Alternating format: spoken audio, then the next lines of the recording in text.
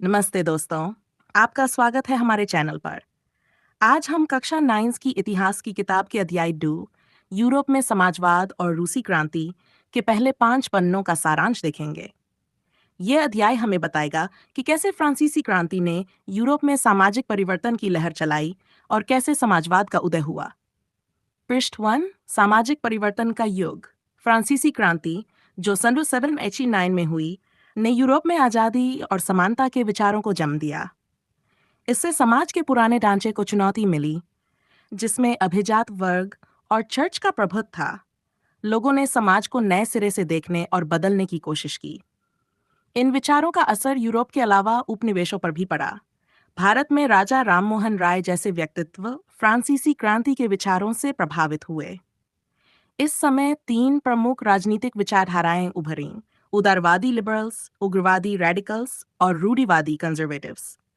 ये तीनों समाज के बदलाव को लेकर अलग-अलग दृष्टिकोण रखते थे। उदारवादी, उग्रवादी और रूढ़िवादी। उदारवादी उदारवादी धार्मिक सहिष्णुता का समर्थन करते थे और राजाओं की निरंकुश सत्ता का विरोध करते थे।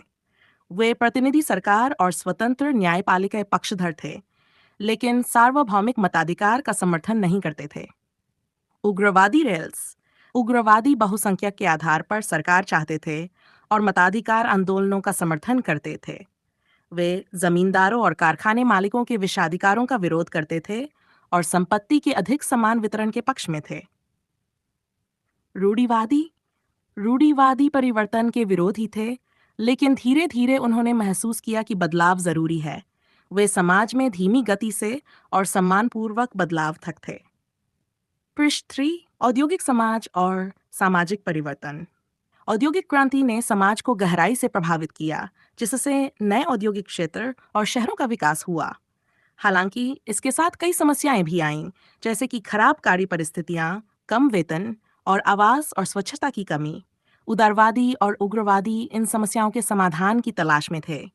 इनमें से कई संपत्ति के मालिक थे जो मानते थे कि समाज का विकास तब होगा जब लोग बिना रोक टोक के काम कर सकेंगे। यूरोप में समाजवाद का आगमन। समाजवाद एक ऐसा विचार था जो निजी संपत्ति का विरोध करता था और इसे समाज की समस्याओं की जड़ मानता था। समाजवादियों ने संपत्ति के सामूहिक नियंत्रण का प्रस्ताव दिया था कि सामाजिक कल्याण को प्राथमिकता दी जा सके।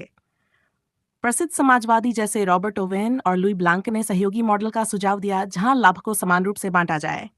कार्ल मार्क्स और फ्रेडरिक एंगेल्स ने पूंजीवादी समाज की आलोचना की और एक साम्यवादी समाज की स्थापना का आह्वान किया। पृष्ठ समाजवाद का समर्थन। युवा 7 के दशक तक समाजवाद पूरे यूरोप में फैल गया था। इसे समन्वित करने के लिए सेकेंड इंटरनेशनल का गठन किया गया। इंग्लैंड और जर्मनी में मजदूरों ने बेहतर स्थिति के लिए संघ बनाना शुरू किया।